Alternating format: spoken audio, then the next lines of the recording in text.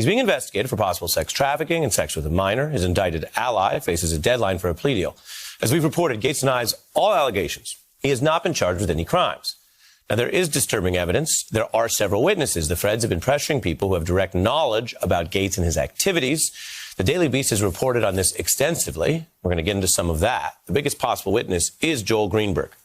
His case, from what we know, is what started Gaetz's legal problems. Greenberg indicted on 33 charges. He has until Saturday to make a plea deal. That's why this is in the news so much this week. And tonight, there's more news and discussion in detail about that alleged bombshell confession letter that he wrote, reportedly. Now, the Daily Beast had reported that Greenberg said in the letter that Gaetz paid for sex with multiple women, as well as a girl who was 17 at the time. I'll tell you what I say every time we do this story. NBC News has not been able to obtain this letter, so we can't, by definition, verify it. Now, the Daily Beast is adding some more context. We read quotes from their reporting on the letter. Now, some reporters who've been working this story doggedly for the Beast ended up reading aspects of the letter, some of which we didn't know about, with some details. This is Greenberg saying, during the summer of 2017, I invited a group of young ladies, mainly from the local university, to attend a get-together at a friend's house, wanting them to meet my single friend, who was also a member of Congress and was becoming famous for his frequent appearances on cable TV news, such as Fox News. All of the girls were either in college or post-college, and it was not uncommon for either myself or the congressman to help any one of these girls financially, whether it was a car payment, a flight home to see their family, or something as simple as helping pay a speeding ticket.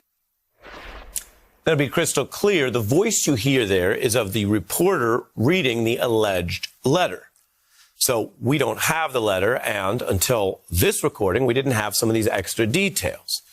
Now, in the reading of these newly revealed details, we hear, under the way it was written, Greenberg, read by the reporter, dropping a pretty damning part.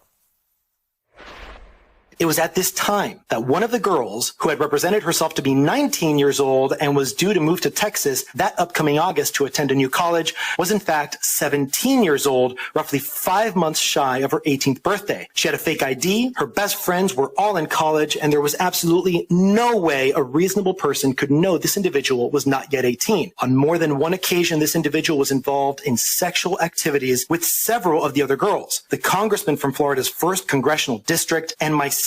I did see the acts occur firsthand, and Venmo transactions, Cash App, or other payments were made to these girls on behalf of the congressman. I'm joined now by a civil rights attorney, Nancy Erica Smith. She represented former Fox anchor Gretchen Carlson in a harassment suit and is an advocate in many such cases. Thanks for being here. Thank you. I wanted to be as precise as possible with viewers and listeners because we had quotes from the letter. This reading of the letter provides new details that were not public until the reading. If the letter turns out to be legitimate and if the feds are working with it, of course, they've had the entire thing the whole time. So legally, what do you see, if anything, from these new alleged details?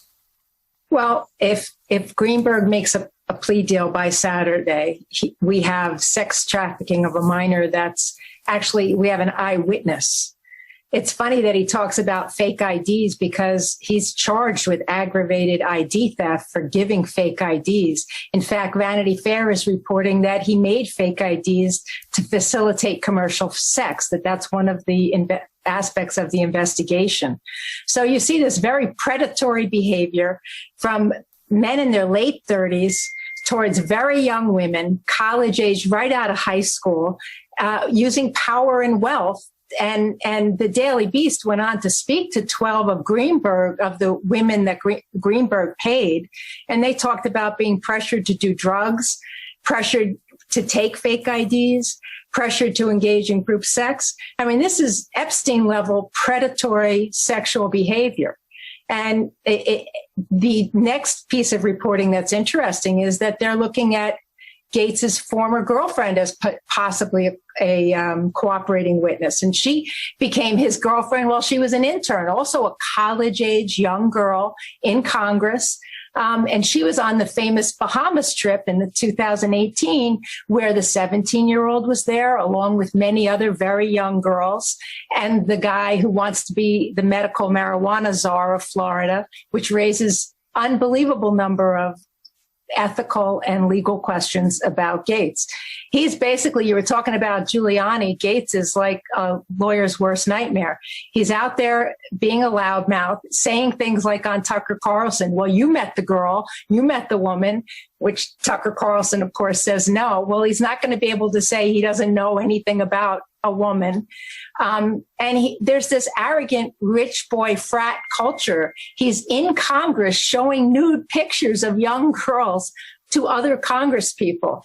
And he's not always truthful. He's telling lies about the election. He's telling lies about the deep state.